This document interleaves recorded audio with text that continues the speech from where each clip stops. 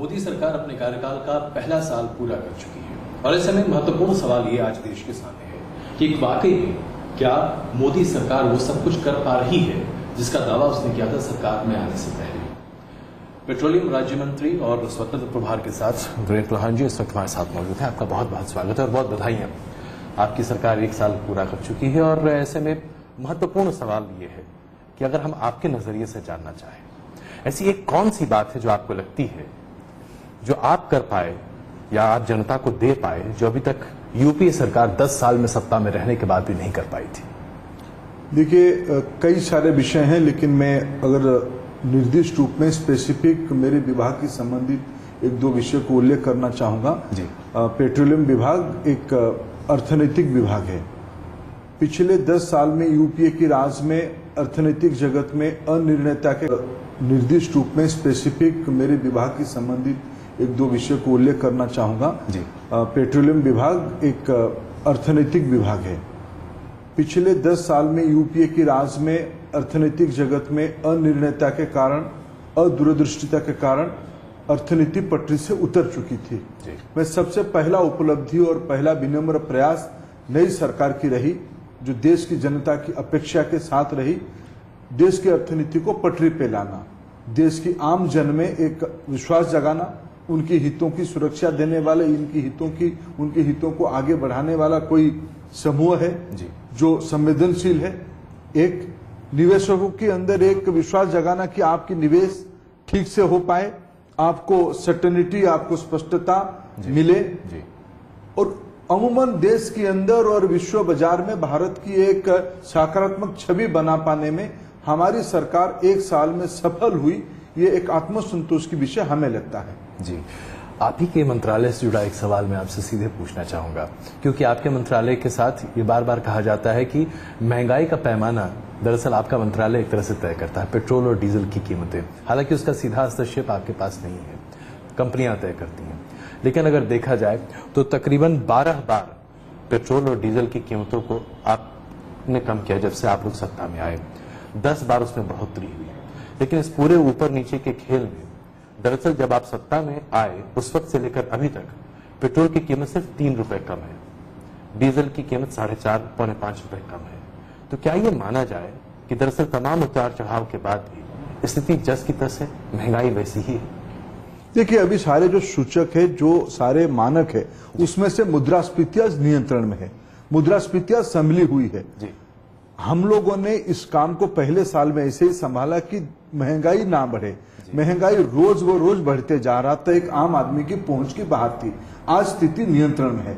Monsoon खराब हुई, पिछले सत्र में भी, पिछले आर्थिक वर्ष में भी कुछ झटका लगा था, इसी साल भी इस आर्थिक वर्ष में भी झटका लगा। अंतर्राष्ट्रीय बाजार के हिसाब से मुद्रा की जो उतार चढ़ाव की जो कुछ संकेत भी रहे, उसके अंदर देश में एक ईमानदारी प्रचेष्टा, ईमानदारी कोशिश सरकार ने किया। और हमारे विभाग ने भी एक महत्वपूर्ण, सिर्फ पेट्रोलियम प्रोडक्ट की दाम की विषय नहीं है, हमने कई नया उपक्रम लगा के सब्सिडी की बोझा को भी घटाया। प्रत्यक्ष रूप में सरकार को उसमें भी सहूलियत हुई।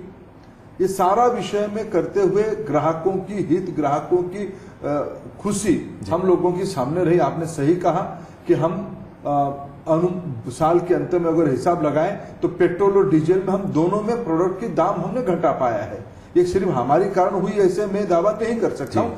अंतर्राष्ट्रीय बाजार के हिसाब से हमने एक साहसिक निर्णय किया। भारत की अर्थनीति को एक दूसरे लेवल पे ले जाने के लिए इसको बाजार के साथ जुड़ना पड़ेगा, बाजार को जो निवेशकों को एक आश्वस्ति देना पड़ेगा, उसके करते हुए आम जन को बोझा भी ना पड़े। इसलिए नए नए तरीका, नए नए उपाय हम लोगों ने भी शुरू किया है। लेकिन प्रधान जी, यहाँ पर एक आंकड़ा मैं आपके सामने रखना चाहता हूँ। अगर हम आसपास के देशों की तुलना करें तो पाकिस्तान में करीब 45 रुपए प्रति लीटर पेट्रोल बिकता है। हमारे देश में करीब 66-67 रुपए दिल्ली में है। बाकी अन्य शहरों की कीमतें अलग अलग हैं। आप अगर भूटान की बात करें तो वहां पर 40 रुपए प्रति लीटर पेट्रोल बिकता है हिंदुस्तान की दर के हिसाब से। हमारे यहाँ 66-67 रुपए दिल्ली में बिक रहा है। क्या आपको नहीं लगता कि कर के तौर पर हम बहुत ज्यादा अपने ग्राहकों से वसूल रहे हैं? देखिए, मैं उसमें दो विषय कहना चाहूंगा कि आप कम से कम पाकिस्तान और भूटान के साथ भारत की अर्थनीति को तुलना ना करें। भारत, पाकिस्तान और भूटान में कितने प्रतिशत आबादी के लोगों को ये सब सुविधा मुहैया हुआ है और भारत में कितने प्रतिशत की आबादी के लोगों की व्यवस्था उपलब्ध है, इसको पहले तुलना करिए। भारत एक बड़ी देश है, भारत की उत्तरदायित्व, भारत की प्रजातंत्र में, कल्याणकारी राज्य में हम लोगों की जवाबदेही बड़ी है।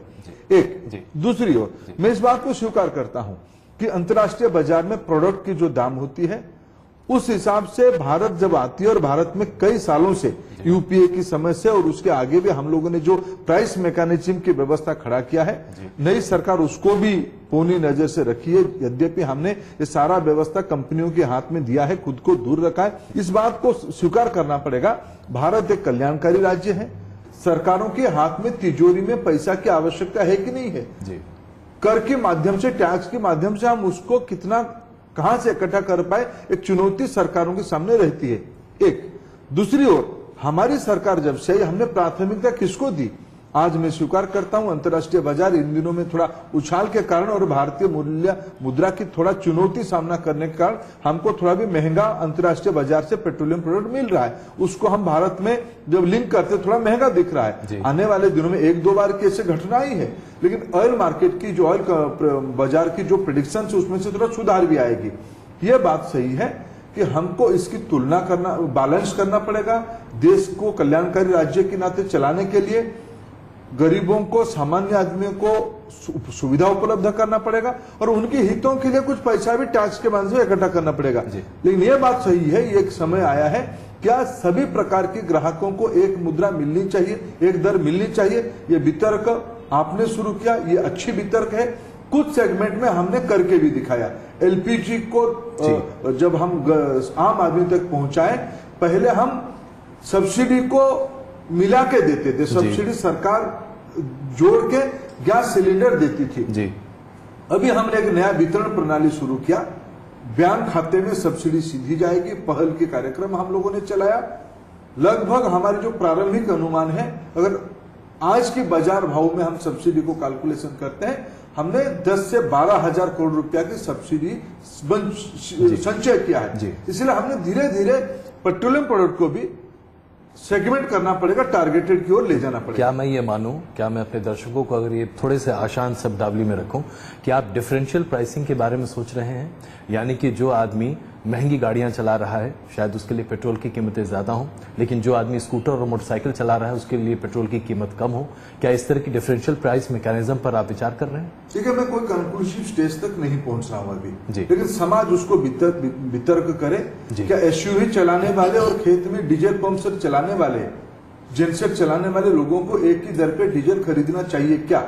ये शब्द, ये वितर्क, ये विवेचना समाज करे, कुछ रास्ता उसमें से निकलेगा। टेक्नोलॉजी आ चुकी है, समाज के कई आर्थिक वर्गों के लिए अगर हम टारगेटेड योजना चला पाएंगे, जैसे हमने एलपीजी में चलाया, हमने किसी को काटा नहीं, किसी की सब्सिडी, लेकिन प्रधानमंत्री जी ने अपील किया कि जो संपन्न लोग अपना चूल्हा खुद चला सकते हैं वो अपना सब्सिडी छोड़ दें।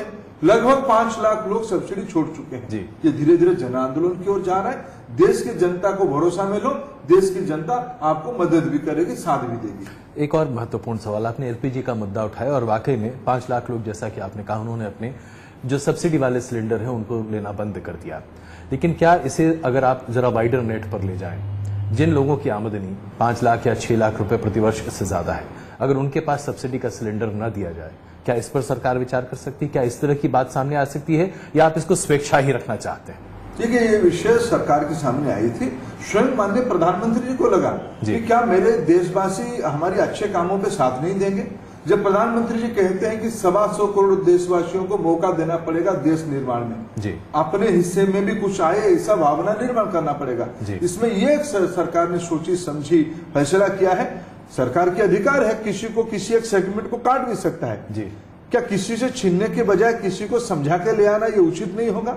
और मैं मानता हूं, अगर हमने कभी हिसाब लगाया कि 30% से ज्यादा टैक्स देने वाले लोगों की संख्या हम अनुमान करें, हमें अनुमान है हम कई सारे ज्यादा लोगों को समझा के सब्सिडी छुड़वा सकते हैं और छुड़वाना शुरू हुई है। सिर्फ संपूर्ण लोग छोड़ रहे, ऐसा नहीं कि हमको जिन वर्गों से उम्मीद भी नहीं थी, नौजवान, कामकाजी लोग, रिटायर्ड लोग, इस प्रकार के लोग भी देश की स्वाभिमान के लिए, देश के अर्थनीति को समझते हुए प्रधानमंत्री जी की बातों पे भरोसा करके सब्सिडी छोड़ना शुरू कर दिया है। तो क्या मैं आशय ये समझूं कि जैसा आपने भी खुद भी कहा, जो लोग 30% या उससे 30% के आसपास जो टैक्स देते हैं, हाईएस्ट टैक्स ब्रैकेट में आते हैं, नैतिकता के आधार पर आप अभी अपील कर रहे हैं, लेकिन क्या ये मन भी बना सकती है सरकार कि आने वाले दिनों में ये तय कर लिया जाए कि अगर आप 30% स्लैब ब्रैकेट में हैं टैक्स देने के, तो आपको एलपीजी सिलेंडर सब्सिडाइज नहीं मिलेगा? देखो, हम तो उनको समझा के छुड़वा देंगे, आप क्यों देश की आम जनता को आप इसको क्यों आप एक कटघरे में खड़ा करना चाहते हो?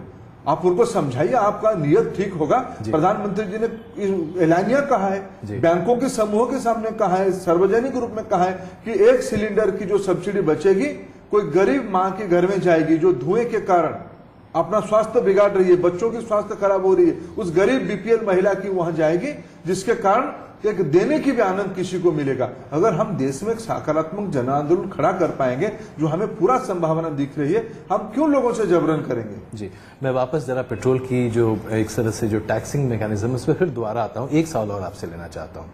जब भारतीय जनता पार्टी सत्ता में नहीं थी, उस वक्त यूपीए के दौर में जब भी पेट्रोल की कीमतें बढ़ती थी और हम लोग पैनल डिस्कशंस पर बात करते थे, तो यही कहा जाता था कि दरअसल जो टैक्स का स्ट्रक्चर है वो इतना खराब है कि बहुत बड़ा पैसा दरअसल टैक्स के जरिए लिया जा रहा है, और भारतीय जनता पार्टी के तमाम नेता बड़ी प्रखरता से इस बात को सामने रखते थे। लेकिन आज जब आप सत्ता में हैं, आप भी ये मानते हैं कि अगर कल्याणकारी योजनाओं को चलाना है तो टैक्स के जरिए ही पैसा लिया जा सकता है। क्या कोई और रास्ता नहीं है? क्या पेट्रोल और डीजल को सस्ता कर दिया जाए, जहां पर उस पर टैक्स कम लिया जाए, तो उसका कंजम्पशन बढ़ेगा, इससे आपको फायदा होता नहीं दिखाई देता? देखिए, ये एक अर्थनीतिक तर्क हो भी सकता है, मैं उसको अस्वीकार नहीं करता हूं, लेकिन अभी जीएसटी देश में लागू होने की कगार पे है जी।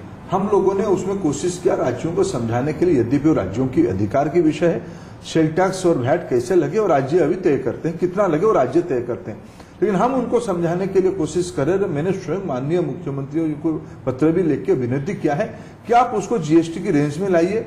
अगर जीएसटी की रेंज में उन्होंने एक सर्वसम्मति बनी, एक नोशनल उनको नाम के लिए रखा जाएगा, टैक्स कितना लगेगा अभी भी राज्यों के अधिकार में रहेगा। जी, अगर हम बधाई देना चाहें तो आपको ये कह सकते हैं, या आपकी सरकार दौरान कम से कम संसद जो चल रही है वो वाकई में चल रही है, करीबन 125% उसकी एफिशिएंसी आती दिखाई दे रही है, तो आप लोग इसके बधाई के पात्र जरूर हैं। लेकिन ऐसा आरोप विपक्ष आपके ऊपर क्यों लगा रहा है कि आप अध्यादेश की सरकार चला रहे हैं? क्या अध्यादेश पहली बार लगी है? पहला सरकार से आगे, माननीय नेहरू जी की सरकार से आगे जी, पिछले यूपीए सरकार तक अध्यादेशों की क्या इतिहास है, क्या तथ्य है, पिछले दिनों में संसद की बाहर चर्चा हुई है जी। जब विपक्ष, अभी मैं एक लेख पढ़ रहा था हमारे माननीय राष्ट्रपति प्रणब बाबू का जी, कि उन्होंने 80 दशक की एक घटना को अपने अभी सद्य प्रकाशित पुस्तक में उल्लेख किया। क्या आखिर इस देश में शासन चलाने की मैंडेट किसको मिली है, किस सदन को मिली है? चुनाव किसकी होती है? प्रत्यक्ष चुनाव 5 साल में हमारी प्रजातंत्र में, संघीय ढांचे में, संविधान में यह विधि व्यवस्था है कि 5 साल में लोकसभा की चुनाव होगी। लोकसभा में चुनी हुई समूह की नीति देश की चित्त मानस माना जाएगा। ऐसा 80 दशक में हुई थी, श्रीमती इंदिरा गांधी जी सरकार में आ गई थी 80 दशक में, लेकिन राज्यसभा में बहुमत नहीं थी जी। विपक्ष उस समय की विपक्ष उसमें अड़चने पैदा कर रही थी, वो सही नहीं, ऐसे प्रणब बाबू जी ने लिखा है किताब में। मैं अभी इसको याद कर रहा था, क्या इस विपक्ष को, जिनको राज्यसभा से लोकसभा में कम सीट है जी, ये तो सद्य मैंडेट है सरकार जनता की, क्या उनको स्वीकार नहीं करनी चाहिए? अगर आप जीएसटी के बारे में इतना सघन, आप ही की पॉलिसी है, आप ही ने चर्चा करके सभी सर्वसम्मति एक नीति बनाए, पार्लियामेंट्री स्टैंडिंग कमेटी में भी उसको अप्रूवल करा के लेके आए, उसके बावजूद भी आप उसको अड़चन पैदा करना चाहते तो यही तर्क तो विपक्ष दे रहा है कि जीएसटी में भूमि अधिग्रहण बिल पर आप लोगों ने सहमति जताई थी, लेकिन उसके बाद आप उसको अध्यादेश के जरिए बदल रहे हैं। मैं अगर आपको बारीकी से बताऊं कि माननीय प्रधानमंत्री जी ने भूमि अधिग्रहण के बारे में संसद के अंदर, संसद के बाहर बहुत स्पष्टता के साथ कही है। क्या हमने अपने संवैधानिक व्यवस्था को संशोधन नहीं किया? क्या कानून बनाते हुए हम 100 से ज्यादा संशोधन कर चुके हैं। जो सोशल इम्पैक्ट क्लॉज है, जिसे लेकर लगातार कांग्रेस आपके ऊपर चढ़ाई करती दिखाई देती है, विपक्ष भी, और दूसरा कंसेंट क्लॉज, यही तो दो मसला है। इस पर अगर थोड़ी सी नरमी बरत दी जाती तो क्या दिक्कत थी? देखिए, मैं राजनीति की बात है अजय जी, मैं आज बात कहूं कि ये एक यूनिटरी कानून नहीं है। ये दिल्ली कह देगा, केंद्र कह देगा, आपको मानने की बाध्यता नहीं है। ये एक ओवरआर्चिंग कानून है। जिन जिन राज्यों को उसमें से सुधार करनी चाहिए, उसमें से परिवर्तित करनी चाहिए, वो कर सकते हैं। जिन कांग्रेसी राज्यों को लगता है, कांग्रेसी मित्रों को लगता है कि इसमें हमको सुधार करनी चाहिए, वो कर सकते हैं। हमें तो कोई वादा नहीं है।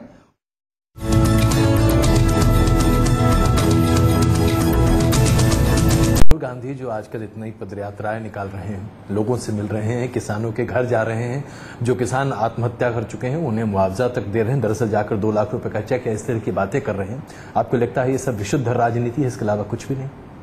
देखिए, राहुल गांधी देश की विपक्ष की एक सम्माननीय सदस्य है जी। उनको दौरा करना, प्रवास करना, ये राजनीतिक उनकी जिम्मेवारी है। लेकिन एक अस्थिर व्यक्ति है जो अपने ही सरकार चलाते, जब जवाबदेही, बहुत पिछले दिनों में उनकी परिवार, उनकी खानदान में शासन लंबा समय रहे। पिछले 10 साल वो और उनकी माताश्री सरकार चलाए। माननीय मनमोहन सिंह जी तो नाम के लिए प्रधानमंत्री थे, जिनको उन्होंने नॉनसेंस तक भी कहा, तब भी मनमोहन सिंह जी बने रहे। इस प्रकार की अस्थिर मानसिकता की एक राजनीतिक व्यक्तित्व की जो राजनीतिक पंचराबाजी थोड़े दिनों में दिख रहा है, मैं उसको मानता हूं देश की जनता उसको गंभीरता से लेता होगा, मैं नहीं मानता हूं। और उनके बारे में कब क्या कहेंगे, मूड में आके क्या कह देंगे, और जो तथ्य है, अभी अभी कोई एक इकोनॉमिक टाइम्स ने उनके सारे आरोपों पे एक रियलिटी चेक किया जी। आप ही लोगों की समूह, आप तो हमारे प्रवक्ता नहीं हो, इकोनॉमिक टाइम्स हो या न्यूज नेशन, तो भारतीय जनता पार्टी की सरकार की अधिकृत चैनल और पेपर नहीं, हमको भी आलोचना होती है जी। उन्होंने एक समीक्षा निकाला कि माननीय राहुल गांधी साहब जो कह रहे हैं ये तथ्य से परे है, ये अनर्गल कुछ गपशप, कुछ अपने को प्रासंगिक रखने के लिए उधार के कुछ मुहावरा ले आ रहे हैं।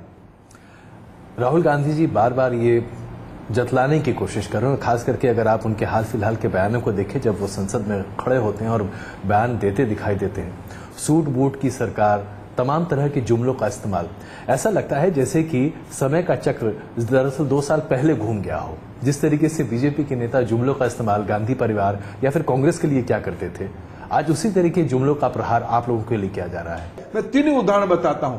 पूंजीपतियों के साथ किसकी रिश्ता था, किन्होंने 8.4 की गैस प्राइसिंग की थी, किन्होंने 186 लाख करोड़ की राजस्व हानि को नोशनल लॉस किया था, किन्होंने लंबा समय एमएमए-आरडी एक्ट को परिवर्तित ना करके एक आड़ोगिज्म पैदा करके किसको मदद करने की योजना किया था। जो लोग देश को बर्बाद करने के लिए सब कदम उठाए थे, जिनको देश की जनता ने 2014 मई में, आज 16 मई में हम बैठे हैं, 2014 मई में जिनको दंड मिला था, उनको अगर मैं फिर कहूं, माननीय राहुल गांधी को अगर प्रजातंत्र में इस देश की आम लोगों की विवेक पे थोड़ा भरोसा है, हमको आलोचना करे। हम कोई तानाशाह नहीं है, हम कोई एक तरफा शासन चलाना नहीं चाहते हैं, चलाना भी नहीं चाहिए, हमको आलोचना करे।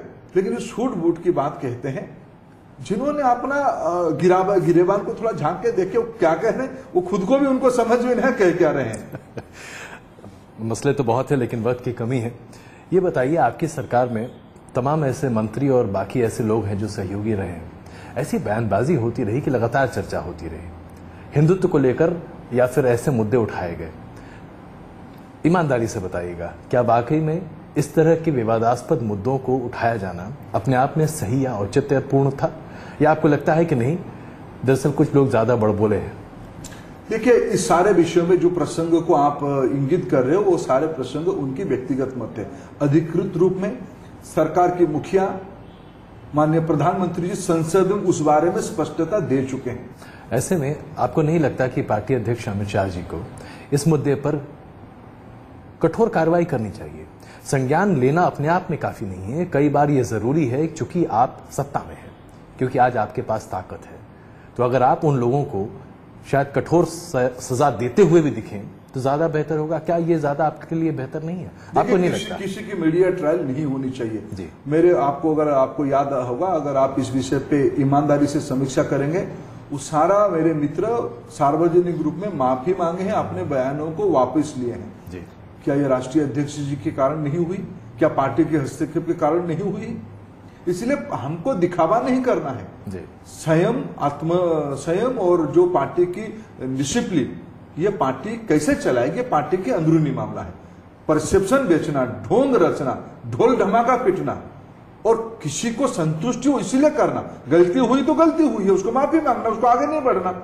पार्टी के अध्यक्ष ने सारा विषय पर उचित कार्रवाई किया है जी, उसमें कोई अस्पष्टता नहीं, पार्टी इस विषय पर स्पष्ट है। तो क्या आपको लगता है कि विपक्ष और तथाकथित तौर पर जो सेक्युलर लोग हैं वो जानबूझकर इन मुद्दों को उठाकर आपकी छवि या आपकी पार्टी की छवि पर टीका टिप्पणी करते दिखाई देते हैं? देखिए, मैं एक उदाहरण देना चाहूंगा। इन दिनों में कुछ समूहों में एक डर पैदा कराने की कोशिश किया गया जी कि अल्पसंख्यकों पे हमला हुई। वो सारे आज दूध का दूध पानी का पानी हो चुका है, सारे की पुलिस की रिपोर्ट आ चुकी है। सिर्फ दिल्ली की नहीं, कई राज्यों के बारे में, बंगाल जैसे राज्यों में बांग्लादेश से कोई आके चर्च में हमला करे, उसके लिए भारतीय जनता पार्टी को निशाना बना जाए, ये तो कोई वाजिब बात नहीं था। इसलिए ये मैं मूल बात में मैं एक राजनीतिक कार्यकर्ता के नाते मेरी एक समीक्षा है जी। दिल्ली में बैठे हुए कुछ मित्रों को ये हजम नहीं आ पा रहे कि नरेंद्र मोदी जैसे एक सामान्य व्यक्ति देश की प्रधानमंत्री बन गया। देश की जनता हमसे छोड़ के हम जो निर्णय करते तो वही देश की विवेक होती थी, लेकिन देश की जनता ने और कुछ विवेक दिया है, ये कुछ मित्रों को हजम नहीं हो पा रही है।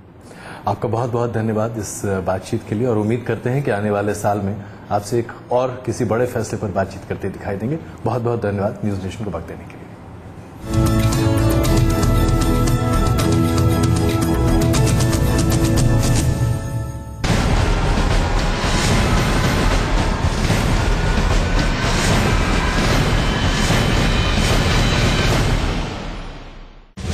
बरकरार है नमो का जादू, मोदी सरकार पर जनता की राय।